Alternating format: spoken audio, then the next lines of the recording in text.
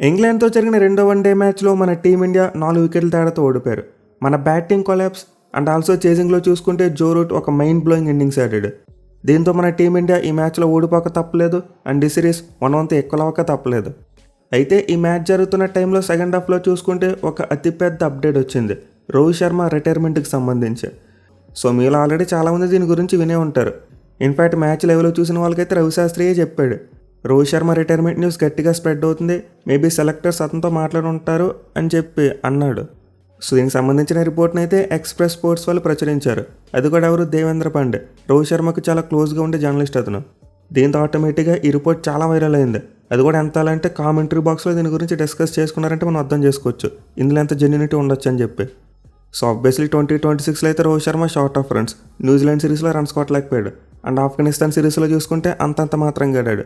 వేరే present England సిరీస్లో చూసుకుంటే ఈ స్ట్రగ్లింగ్. మరి ముఖ్యంగా మన వాళ్ళు వరల్డ్ కప్ ఇలాంటి పిచ్చెస్ మీద ఆడతారు సౌత్ ఆఫ్రికాలో. దీంతో మన సెలక్షన్ కమిటీ రోహిత్ శర్మ యొక్క స్ట్రగుల్ చూసి కన్ఫర్మ్ చేసుకున్నారంట we want to move on అని చెప్పి.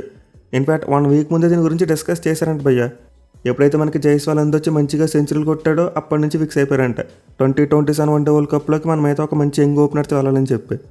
సో దీని కారణంగానే సిరీస్ కంటే ముందు రోహిత్ శర్మ కన్ఫర్మ్ చేశారంట అండ్ రోహిత్ శర్మ కూడా ఇంకా ఓకే చెప్పక తప్పదు కదా, ఎందుకంటే అతను కొంతవరకు short of runs at the same time most important thing age factor 40కి దగ్గర పడుతున్నాడు. అయితే సాడ్ థింగ్ ఏంటంటే మొన్న ఒక రిపోర్ట్ వచ్చింది మన హెడ్ కోచ్ గౌతమ్ గంభీర్ రోహిత్ శర్మను బ్యాక్ చేస్తున్నాడని చెప్పి. బట్ ఇది వచ్చిన 24 అవర్స్కే మళ్ళీ రోహిత్ శర్మ రిటైర్మెంట్ న్యూస్ బయటకు వచ్చింది.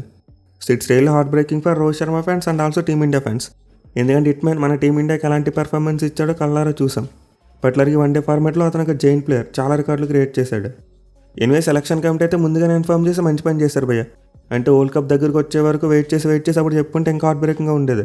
కానీ ఇప్పుడు ఇంకా వరల్డ్ కప్కి 1 ఇయర్ కంటే ఎక్కువ టైం ఉంది కాబట్టి ఆ డైజెషన్ అనేది కాస్త కుదుట పడుతుంది. అంటే ఫ్యాన్స్ కూడా మెల్లగా వరల్డ్ కప్ వచ్చే టైంకి మూవ్ ఆన్ అయిపోతారు.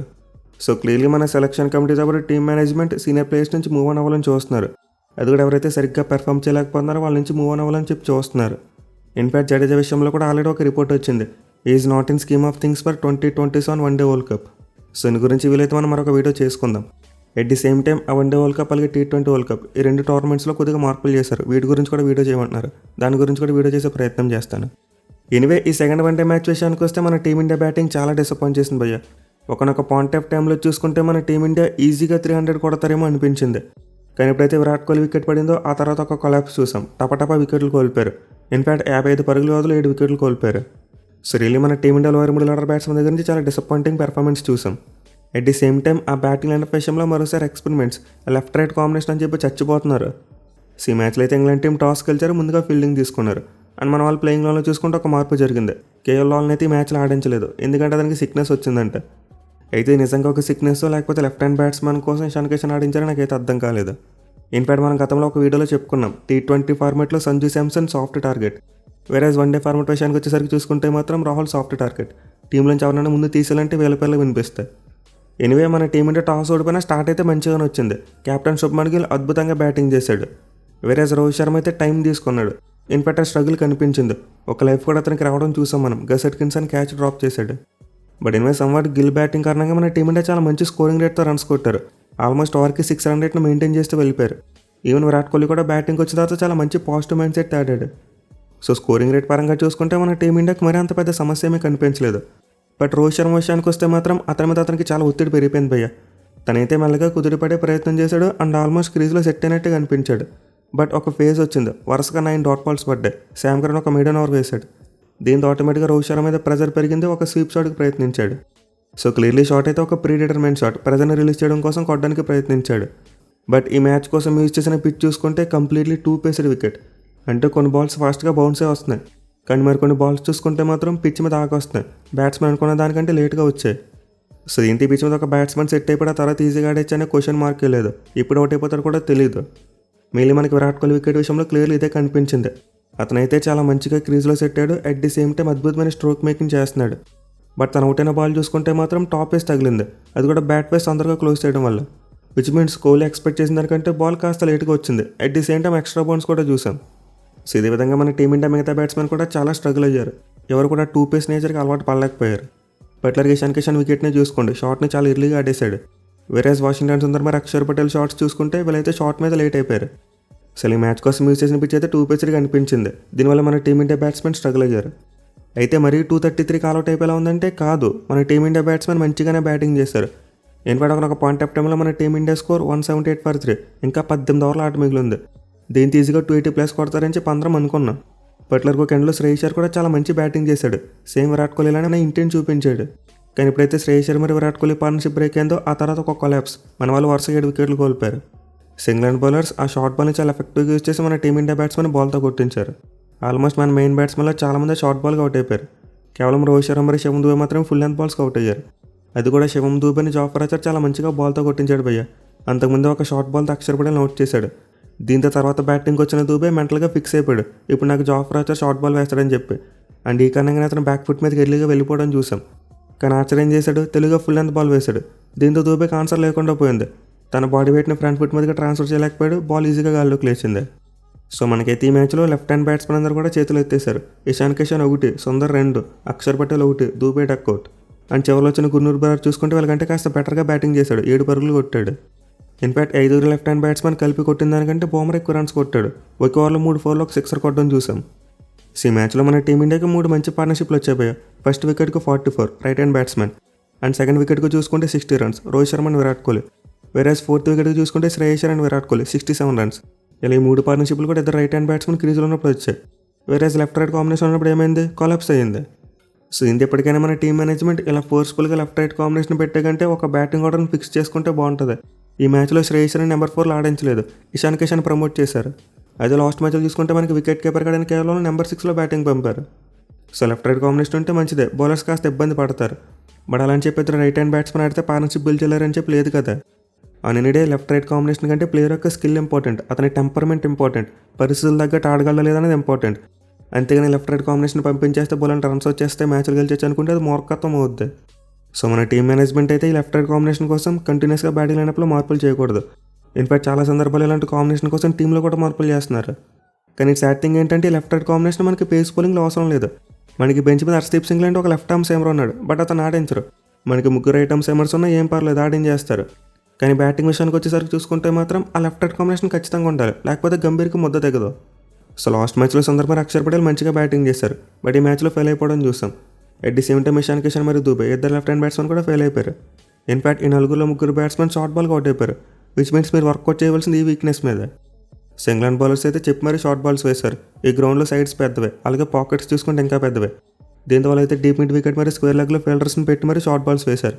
కానీ మన టీమిండియా లెఫ్ట్ హ్యాండ్ బ్యాట్స్మెన్ ఏం చేశారు, వారిని నెగోషియేట్ చేయలేదు, షార్ట్స్ ఆడడానికి ప్రయత్నించారు. అదే విరాట్ కోహ్లీ మరియు శ్రేయస్ అయ్యర్ చూసుకుంటే షార్ట్ బాల్ని చాలా మంచిగా నెగోషియేట్ చేశారు. వాళ్ళైతే బౌన్సర్స్ని ఎక్కువగా కలగకుండా వదిలేసి షార్ట్ బాల్స్ని అలాంగ్ ది గ్రౌండ్ కొట్టారు. వేరే మన లెఫ్ట్ హ్యాండ్ బ్యాట్స్మెన్ దగ్గర ఇలాంటి గేమ్ ప్లాన్ కనిపించలేదు, ఆ షార్ట్ బాల్స్ని బౌన్సర్స్ని కెలుక్కుని మరి అవుట్ అయిపోయారు. సో రియల్ ఇదైతే చాలా డిసప్పాయింటింగ్ కొలాప్స్. మన వాళ్ళు 6 ఓవర్లో ఉండగా ఆల్అౌట్ అయిపోయారు. అదే చేతుల వికెట్లు కొట్టుకున్న చివరి వరకు ఆడుంటే కనీసం 270 స్కోర్ అని వచ్చేది. మళ్ళీ మనం ఆల్రెడీ చాలా ఎక్కువ బ్యాటింగ్ డెప్త్ పెట్టుకున్నాం కదా, నెంబర్ 8 వరకు బ్యాటింగ్ పెట్టుకున్నాం. అయినా కానీ 6 ఓవర్లో ఉండగా ఆల్అౌట్ అయిపోయాం. విచ్ మీన్స్ ఈ బ్యాటింగ్ డెప్త్ కోసం ఎక్కువ మంది ఆల్రౌండర్స్ని పెట్టుకోవడం కూడా మనకు బ్యాక్వేర్ అవుతుంది. అయినా కానీ పట్టించుకోవట్లేదు దీన్ని మన వాళ్ళు. సో డెఫినెట్లీ మన టీం ఇండియాకి అయితే డౌన్ దగ్గర కాస్త ఎక్స్పీరియన్స్ ఉన్న ప్లేయర్స్ కావాలి. లైక్ రాహుల్ మరి హార్దిక్ పాండ్యా లాంటి వాళ్ళు ఉంటేనే కాస్త బెటర్గా పెర్ఫామ్ చేసేందుకు అవకాశం ఉంటుంది మనకి. ఆర్ఎల్స్ ఇప్పుడున్న బ్యాట్స్మెన్ కాస్త పార్ట్నర్షిప్ బిల్డ్ చేసే విషయంలో ఫోకస్ పెట్టాలి. ఎనివే ఇంగ్లాండ్ బౌలర్స్ అయితే అద్భుతంగా కంబ్యాక్ చేశారని చెప్పుకోవచ్చు. మరి ముఖ్యంగా ఈ మ్యాచ్లో ఎక్స్ట్రా పేసర్ని తీసుకోవడం వాళ్ళకి బాగా కలిసి వచ్చింది. గస్ అట్కిన్సన్ అద్భుతమైన బౌలింగ్ చేశాడు, 3 వికెట్స్ తీసుకున్నాడు. And Jofra Archer as usual పర్టికులర్గా తను వేసిన సెకండ్ స్పెల్ అయితే మైండ్ బ్లోయింగ్, 3 వికెట్లు తీసుకున్నాడు. ఇదే మన టీమిండియా కొలాప్స్ని ట్రిగ్గర్ చేసింది. ఇంగ్లాండ్ టీం అయితే ఈ మ్యాచ్లో డాసన్ పక్కన పెట్టి పెద్ద కాలే తీసుకున్నారు. లాస్ట్ మ్యాచ్లో మంచిగా రన్స్ కొట్టాడు అతను, బట్ స్టిల్ వాళ్ళైతే ఎక్స్ట్రా పేస్ బౌలింగ్ ఆప్షన్ కోసం అతను పక్కన పెట్టారు, వేరే ఆప్షన్ లేదు వాళ్ళకి. అయితే చేజింగ్ విషయానికి వస్తే మాత్రం ఇంగ్లాండ్ టీం స్టార్టింగ్లో చాలా తడబడింది భయ్య. వాళ్ళ ఓపెనర్స్ చాలా తొందరగా అవుట్ అయిపోయారు. దీంతో మన టీమిండియాకి చాలా మంచి స్టార్ట్ వచ్చింది, గేమ్లో ఎలాగో ఉంటారేమో అనుకున్నాం. కానీ తర్వాత Joe Root mind blowing batting, ఒక ఎండ్లో అలా సెటిల్ అయిపోయాడు అంతే. మిగతా ఎండ్లో ఉన్న బ్యాట్స్మెన్ రావడం, కొన్ని రన్స్ కొట్టడం, వెళ్ళిపోవడం. పర్టికులర్గా ఇంగ్లాండ్ బ్యాటింగ్కి మన బ్యాటింగ్ డిఫరెన్స్ ఏంటంటే పార్ట్నర్షిప్స్ ఎక్కువ వచ్చాయి. అంటే వాళ్ళు 8 పరుగులకి 2 వికెట్లు కోల్పోయినప్పటికీ ఆ తర్వాత స్ట్రింగ్ ఆఫ్ పార్ట్నర్షిప్స్ చూసాం.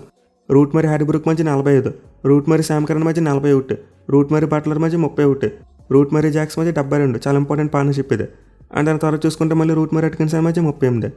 సెలవు ఎండ్లో అయితే జో రూట్ 25 బ్యాటింగ్ చేశాడు. అతని స్ట్రైక్ రేట్ 74 కనిపిస్తున్నప్పటికీ ఈ చేజ్కి సరిపోద్ది. ఒకవేళ మన టీమిండియా పెద్ద స్కోర్ కొట్టి టార్గెట్ ఒక 280 కంటే ఎక్కువ ఉంటే అప్పుడు ఇది వాళ్ళకి ప్రాబ్లం అయ్యేది. కానీ ఇప్పుడైతే వాళ్ళకి టార్గెట్ కావాలని 234, ఇంకా జో రూట్ ఒక ఎండ్లో ఉంటే సరిపోద్ది అనే సిచ్యువేషన్ వస్తుంది వాళ్ళకి. సో నిజానికి ఈ మ్యాచ్లో మన టీమిండియా బౌలర్స్ అయితే మంచిగా ట్రై చేశారని చెప్పుకోవచ్చు. మన వాళ్ళకి ఒక బౌలర్ షాట్ అంటే సుందర్కి ఇంజరీ అవ్వడం వల్ల అతనైతే బౌలింగ్కి అవైలబుల్గా లేడు. ఎందుకంటే మన వాళ్ళు ఎప్పటికైనా అర్థం చేసుకోవాలి, ఒక ప్లేయర్ని 3 ఫార్మాట్స్లో రుద్దడానికి ట్రై చేస్తే అలాంటి ఇంజరీస్ అవుతాయి. మనం ప్రీవియస్గా గిల్ విషయంలో చూసాం అండ్ హర్షిత్ రాణా విషయంలో చూసాం. ఇప్పుడు సుందర్ కూడా సేమ్ టు సేమ్ కంటిన్యూస్గా 3 ఫార్మాట్స్ ఆడడం వల్ల ఇంజరీ అవుతున్నాడు. బట్ ఏమైనా మనకి బౌలర్ షాట్ అయినప్పటికీ మన వాళ్ళు అద్భుతంగా బౌలింగ్ చేశారు. ఎస్పెషల్లీ బుమ్రా మరోసారి బ్రిలియంట్ బౌలింగ్. ఆ నో బాల్స్ అయ్యి ఎక్కువ వేశాడు కానీ మనకి ఇవ్వాల్సిన స్టార్ట్ అయితే ఇచ్చాడు. వేరే ప్రసిద్ధి మరియు గురునూర్ పర్వాలేదు మంచిగానే ట్రై చేశారు. అలాగే దువ్వ మరియు అక్షర్ పటేల్ కూడా తమ రోల్స్ చాలా మంచిగా ప్లే చేశారు. ఇన్ఫాక్ట్ అక్షర్ పటేల్ అయితే మరోసారి బ్రిలియంట్ బౌలింగ్. 9 ఓవర్లకు 35 పరుగులు మాత్రమే ఇచ్చి ఒక వికెట్ తీసుకున్నాడు. అసలు బౌలింగ్ పరంగా చూసుకుంటూ ఒక ఎండ్లో మన టీమిండియా బౌలర్స్ వికెట్స్ అయితే తీయగలిగారు. మన వాళ్ళు చేయలేకపోయిందలా జో రూట్ని అవుట్ చేయడంలో ఫెయిల్ అయ్యారు. అదర్వైజ్ మిగతా బౌలింగ్ అద్భుతమని చెప్పుకోవచ్చు. ఇన్ఫాక్ట్ ముందు చెప్పినట్టే టార్గెట్ 280 కంటే ఎక్కువ ఉంటే జో రూట్ కూడా స్ట్రగుల్ అయ్యేవాడు. అతనికైతే ఇంతలా టైం తీసుకున్నట్టే స్కోప్ ఉండేది కాదు. బట్ ఎనివే జో రూట్ భయంకరమైన ఫామ్లో ఉన్నాడు భయ్య. తన చివరి 5 వన్డే మ్యాచ్లో 50+ స్కోర్స్ కొట్టాడు. ప్రీవియస్ 3 మ్యాచెస్లో అసలు అవుటే కాలేదు. So present Root is batting on another planet. నిజంగా చాలా మంచి పాజిటివ్ మైండ్ సెట్తో బ్యాటింగ్ చేస్తున్నాడు. అతను వెనక లేకపోతే ఇంగ్లాండ్ వన్డే టీంలా కనిపించదు మనకి, ఒక పూర్ పాకిస్తాన్ టీంలా కనిపిస్తుంది. సో నిజానికి ఈ మ్యాచ్ కూడా ఇంగ్లాండ్ బ్యాటింగ్ అంత గొప్పగా ఏమీ క్లిక్ అవ్వలేదు. It's all about Joe Root. అతను నిలబడ్డాడు కాబట్టి ఇంగ్లాండ్ టీం మ్యాచ్ గెలిచింది. అదర్వైజ్ అతను కనుక వెళ్ళి కాబట్టి ఉంటే ఇంగ్లాండ్ టీం 150-180 చాప్ చుట్టేసేవారు. అయితే చివరిలో చూసుకుంటే జో రూట్ సెంచరీ మిస్ అయ్యాడు. 99 వద్ద ఆగిపోయాడు. అది కూడా అతను 97 దగ్గర ఉన్నప్పుడు ఇంగ్లాండ్ టీం యొక్క టార్గెట్ చూసుకుంటే 24 రన్స్ ఎన్నో కొట్టాలి. అండ్ ఈ పాయింట్ ఆఫ్ టైంలో ఈజీగా సెంచరీ చేసి ఉండొచ్చు అతను. బట్ గస్ అట్కిన్సన్కి కొట్టే బాల్స్ వచ్చి అతను కొట్టేశాడు. జో రూట్ సెంచరీ గురించి ఆలోచించలేదు. అండ్ దీని గురించి మ్యాచ్ అయిపోయి అడిగితే జో రూట్ సింపుల్గా చెప్పాడు, నాకు సెంచరీస్ ముఖ్యం కదా, టీం మ్యాచ్ గెలవడం ముఖ్యమని చెప్పి. సో నిజానికి 44th over last ball single తీయకుండా ఉంటే జో రూట్కి ఈజీగా సెంచరీ కంప్లీట్ అయిపోదు. ఎందుకంటే ఇంగ్లాండ్ టీం అప్పుడు ఇంకా 5 పరుగులు కొట్టాలి. దీంతో అట్కిన్సన్ ఆ సింగిల్ తీయకపోతే నెక్స్ట్ ఓవర్లో రూట్కి స్ట్రైక్ వచ్చేది సెంచరీ కంప్లీట్ చేసేవాడు. కానీ ఇంగ్లాండ్ బ్యాట్స్మెన్ అయితే ఆ మైల్ స్టోన్స్ గురించి పెద్దగా పట్టించుకోలేదు, సింగిల్ తీసేశారు. అదే పొజిషన్లో నువ్వు ఉంటే ఏం చేసేవాడు అని చెప్పి మ్యాచ్ అయిపోయిన తర్వాత గిల్ని అడిగారు. అండ్ మన కెప్టెన్ గిల్ ఏం చెప్పాడు, నేనైతే సింగిల్ తీసుకోకపోతానని చెప్పాడు. ఈవెన్ మన ఇండియన్ క్రికెట్ ఫ్యాన్స్ కూడా చాలామంది ఇదే చెప్తారు. ఇన్ఫాక్ట్ జస్ట్ ఇమాజిన్ మన టీమిండియా బ్యాటింగ్ చేసినప్పుడు ఇలాంటి జరుగుంటే ఏమైంది, ఈ పార్టీకి భయంకరంగా అవుటేజ్ వచ్చేది గస్ అట్కిన్సన్ ప్లేస్లో ఎవరైతే ఉంటే వాళ్ళ మీద. బట్ ఇంగ్లాండ్ టీంకి కావాల్సిన విజయం. వాళ్ళైతే డెస్పరేట్. ఇండియా మీద వరుసగా 6 మ్యాచ్లు ఓడిపోయారు. 4 సంవత్సరాల తర్వాత విక్టరీ కొట్టారు. మోస్ట్ ఇంపార్టెంట్లీ సిరీస్ని ఇప్పుడు ఎలాగో ఉంచారు. 1-1 ఎక్కువలేదు. దీంతో మనకి థర్డ్ వన్డే మ్యాచ్ ఒక డిసైడర్ వన్డే మ్యాచ్గా మారింది. చూద్దాం మరి లార్డ్స్ వేదికగా జరగబోయే డిసైడర్ వన్డే మ్యాచ్లో ఏ టీం గెలిచి సిరీస్ని సీల్ చేస్తారనేది.